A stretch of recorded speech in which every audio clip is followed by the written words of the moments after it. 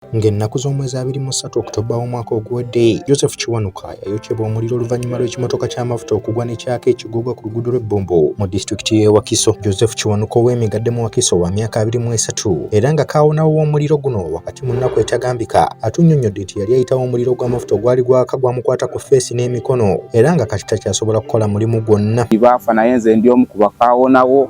Engalo zino ze mulaba zajjanjabwa naye mu kujjanjaba kwazo zikyalemi maaso ogenda maaso n'okutereera tezisobola kwefunya zeetagisibwamu okujjanjaba kwa ssente empitirivu. Kiwanuka yeetaaga obukadde obusoba mu 10 okulongoosa engalo ze abeereko ne kyeyeekolera. Asabye abazira Kiso okuli Ssaabaminisita Nabbanja, Maama Fiina n'abalala okumuyambako. Omulanga gwange eri abo bonna bwe kikwatako n'eri ebitongole ebimu ebisakirizi by'obugabirizi, ntwala omulanga gwange gubatuukeko eri Honorable Nabbanja, Maama Fiina. Jjajja wa Kiwanuka Bena Naluwembe agamba nti maama w'omwana ono yafa nga tannaweza mwaka era yamukuzizza kyokka kati takyasobola kwekolerera nga bwe kyali. Mwana wange yafa n'amundekera nga wa nnaku 3. Ne mbonabona n'omwana oyo kyokka njagala nkutegeeze kitaawe yajja ngo yakoma okujja wano nga wa myezi egi. Ssentebe wa LC mu kitundu kino Isaiah Nyonjo agambye nti beetaaga obuyambi kubanga Kiwanuka teyafuna yadde 10 ku ssente akakadde ke baawa abajjira mu muliro guno. Enjagala we yagwawo ono y'omu ku kaawunawo Kiwanuka ne mu kaawunawo naye ekyamazima kaawunawo waffe gwe tulina talina buyambi nga olaba jjajja wano amukuuma, talina buyambi bwonna era ayanjaga ng'asaba abakulu mu gavumenti. Abatuuze n'abavuzi ba boodabooda Kiwanuka be yali akola nabo bagamba nti gavumenti ekwasizeeko munnaabwe kubanga embeera gy'alimu si nnungi. Yayitamu n'embeera gy'alimu ku kifaananyi kye mulabyeko, tubasaba obuyambi. Gumokya ekaawonawo gwe twasigazaawo wano naye tugezezaako kye tusobola obuyambi bwaffe ne bukoma. Najjukira nti omuliro guno gwafiiramu abantu abawera era famire zirimu abaafiira mu muliro guno gavumenti yabawaayo obukadde 5 buli famire. Munna bizinensi tumbula bizinensi yo ng'olanga naffe wano ku Wonders Just ku ssente ntono ddala olw'ofuna obukadde n'obukadde wa bakasitoma. Mulimu ki gw'okola bw'olanga naffe tojja kwejjusa nkiddamu tojja kwejjusa. Okumanya ebisingawo tukubire ku nooti 755 57 44 18. Wonders Just okuyamba guba mutima. Mwasibye omutebe bannayuganda bannange, amannya agange mpitibwa Kiwanuka Joseph. Nsinziiridde ku kyalo Migadde mu disitulikiti y'e Wakiso. Nina emyaka 23, nina omukyala nina omwana. Nagwibwako accident gye mwalaba abantu abasinga obungi bannange abasinga obungi baafa naye nze ndi omu ku bakaawonawo.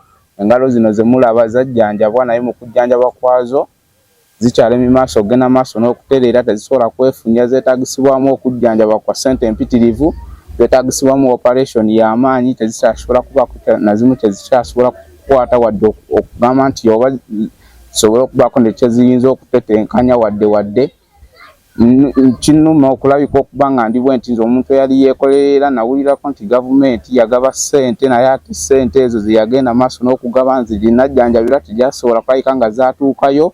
So nteeka omulanga gwange eri abo bonna bwe kikwatako n'eri ebitongole ebimu ebisakirizi by'obugabirizi, ntwala omulanga gwange gubatuukeko eri Honorable Nabbanja, Maama Fiina. Ndi mu bwetaavu bw'amaanyi ni mu bulumi obutenkanika, sikyasobola kulabika kubaako nakiyinza kwetetenkanyiriza n'omukyala kyekyamuviirako oba nga yagenda. Ndi mu mbeera bweti nga bwe mundaba wano sikyalina na kiki kyakukola. So n'olwekyo nsaba omukulembeze w'eggwanga Honorable, nsaba n'omukulembeze w'eggwanga atutwala asobole okulabika obba nga omulanga guno gumutuukako, nsobole okuyambisibwa bannange nange nsobole okubaako nga bannange nga bwe bakola. Sikyalina na kimu kyekyansobola kwekolerera. Saba abakulembeze baffe tubadde tusaba obuyambi eri omutuuze waffe omwana waffe ono olw'embeera gye yayitamu n'embeera gy'alimu ku kifaananyi kye mulabyeko, tubasaba obuyambi. Tetulagidde naye tusaba busabi olw'embeera gye mulabyeko n'ekifaananyi kye mulabyeko. Ffe nga ffe tubaddewo mu mbeera y'omwana eno mu buli mbeera naye era olw'obusobozi obutono bwa wansi tubadde nabo nga tebutumazisaako. Naye tubadde tusaba awabadde atuuse kibadde kigendedde ne tusabamu amaanyi okwongeramu amaanyi alabe ng'asobola okubaako kye yeekwata kuba tasobola kufunya ngalo kukikwata kino kikukinyweza. Naye tubadde tusaba olw'engalo ezo ayambibwe ne ffeesi nga bwe mugirabye. Tubadde tubasaba obuyambi omwana oyo ayambibwe era adde matirere. Njo Isaya Kizito ndi mukulembeze ku kitundu kino ndi LC2 omulonde ku nsonga ya batuuze baffe bano wali jajjanga omumulaba side wano waliwo enjago eyavugwawo yagwa side wali ekigogwa ku 16 ekigogwa ku stage ya boda boda ekimotoka kya muta kyagwa onako kyagwa enaku z'omwezi 23 omwezi ogw'ekumi 2024 enjago yagwawo ono y'omu ku kawunawo Kiwanuka y'omu kawunawo naye kyamazima kawunawo waffe gwe tulina talina buyambi nga olaba jjajja wano amukuuma talina buyambi bwonna era ayanjaga ng'asaba abakulu mu gavumenti okuli president waffe Museveni tumanyi nti asobola okulaba ku flowing embeera eno ku kyalo kubanga ye muntu waffe atuuka ku muntu owa wansi tumanyi nti asobola embeera eno okujja okugitaasa tuwandegerera mukama waffe Balamu naye asobola okujja okutuyambako ku mbeera efaananako bwetyo Mama Fiina naye asobola okujja okutuyambako ku mbeera efaananako bwetyo tumulaba nga ayamba baki ayamba abantu bangi Mama Nabbanja tumulaba nga naye ayamba abantu baki abantu bangi so bwekitiibwa tusansa nnyo okulaba mu kitundu kyaffe twebaza nnyo mwebale ddala okujja. Omwana ono muzzukulu mutabani muwala wange yafa n'amundekeranga wa nnaku 3 nembonabona n'omwana oyo kyokka njagala nkutegeeze kitaawe yajja ngo yakoma okujja wano nga wa myezi egi teyaddamu kudda.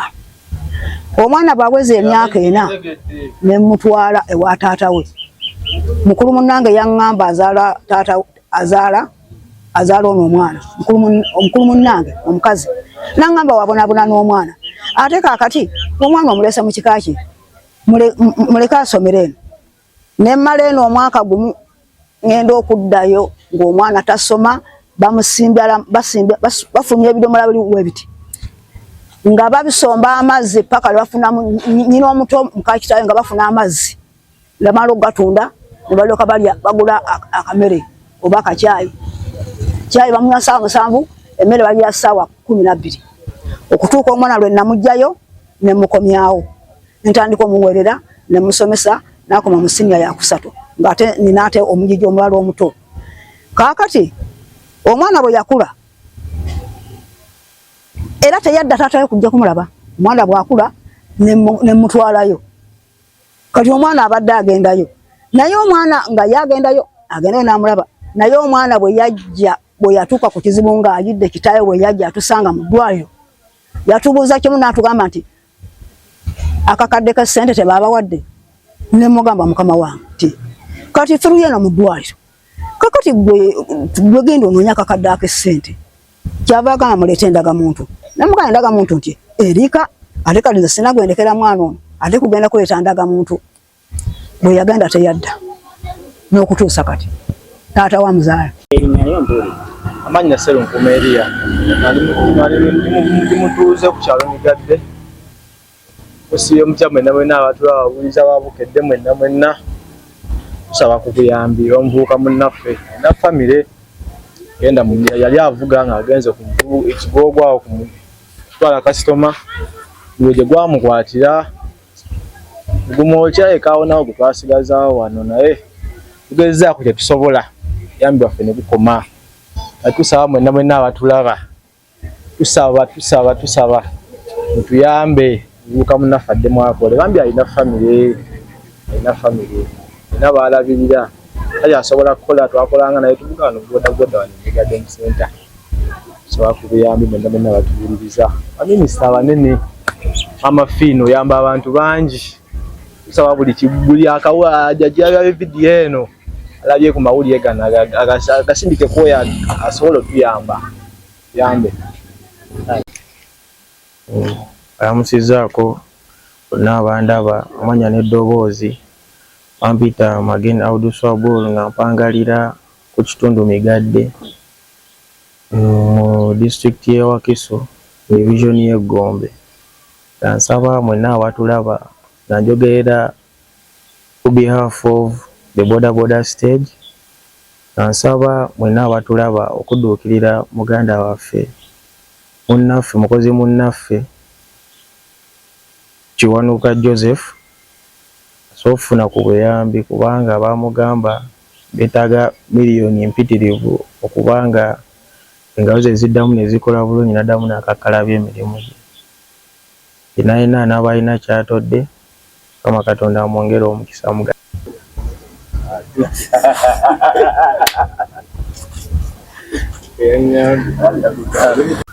Era ntandikirawo enkomi obanzire mbuto.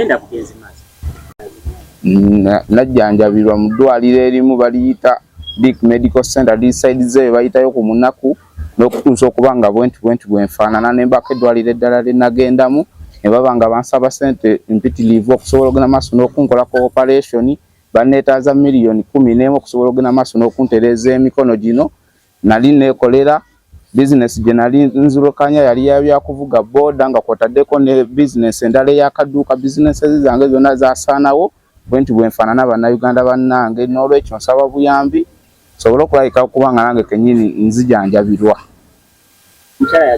Omukyala yagenda lwa mbeera ino nga already we mundaba wane eno nga sikyalina ng'ejje nkyasobola kubatetenkanyiza kuba nze yali nga batetenkanyiriza. Omwana wange tannatuuka kusoma naye ali mu myaka 2 n'emyezi 11. Omwaka ogujja ajja kuba already nga atandika okusoma. So bannayuganda bannange nsaba buli gwe kikwatako yenna asobola okulayika okuba nga nziruukirira Mama Fiina, Honorable Nabbanja, President w'eggwanga, nsaba busobozi bwammwe bannange muntaase. Buli awulidde omulanga gwange yantaase, muntaase. Mukama Katonda abaddize buli anaagenda maaso n'obaako ne kyanaaba antoolera, Mukama Katonda mugaziyirize enfuna ye.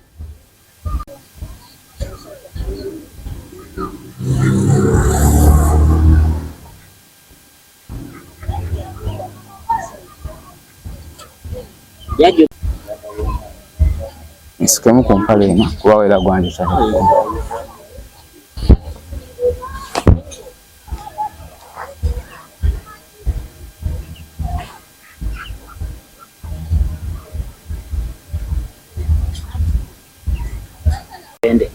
Amanya agange nze Bena Naluwembe Mbeera Migadde Gombe district Wakiso. Kakati district Wakiso. Kati bannange abo mwenna ati twamanyira abooluganda. mwenna abooluganda mwenna bannange abawulira eddoboozi lyange lino. Nalina muzzukulu wange ono yafuna akabenje na yali avuga boda wabaawe yamutuma ogenda okunoona emmere y'enkoko. Kakati aba ajja boda neefa. Kati naddayo okola ki okuyita banne baleete emmere y'enkoko eyo. Kati aba avaayo okubayita omuliro gwamukubira ku mugongo eno. Kati aba akyuka bw'ati ne gumukuba mu maaso. Kati nze mba ndi wano nga baŋŋamba nti nga bankubira essimu nti omwana ali kuki eddwaliro lyasookebwako Mariano nga nkola ki nga ŋŋendayo okutuukayo nga baga nti bamututte ebbombo. Ngenda okutuuka ebbombo nga banoonya mu bantu bonna nga taliimu, abalwadde bonna nga babanoonya nga taliimu. Abasirikale ne baŋŋamba nti kati maama ti abasirikale bannyamba nnyo nno ne baŋŋamba maama ti omwana tumunoonyeza mu ddwaliro taliimu, naye tolina ssimu ya muntu gw'omanyi konze bannange essimu yiyo mwe munoonyeemu ki Loozi. Ne baginoonya, omusirikale n'aginoonya n'amukubira n'amugamba Loozi nti ono omukadde Bena omumanyi nti mumanyi. N'amugamba nti omwana we Kiwa ayidde. Ate waliwo ne kendeseeyo omwana nyina yafa n'amundekera nga wannakwesi. Nyina yafa n'amundekera nga wannaku 3.